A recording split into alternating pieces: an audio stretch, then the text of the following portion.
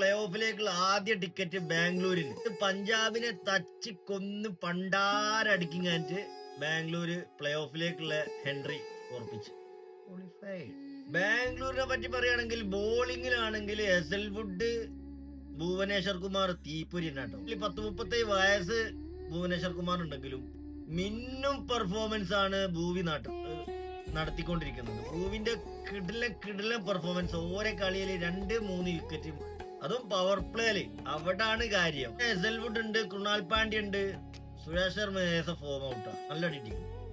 പഞ്ചാബിന്റെ ബാറ്റിങ്ങിനെ പറ്റി പറയുകയാണെങ്കിൽ top order ഇടിഞ്ഞ പിന്നെ പഞ്ചാബിന്റെ കഥ അല്ല. അതെന്നാണ് ഇന്നുണ്ടായ അവസ്ഥ.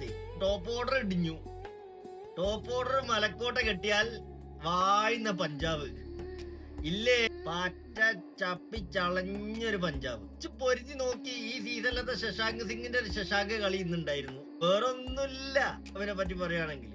ബാംഗ്ലൂർ ആണെങ്കിൽ വെങ്കടേഷ് അയ്യരൊക്കെ മിന്നും പോകും. Venkatesh Iyer, Padikkal, Tim David.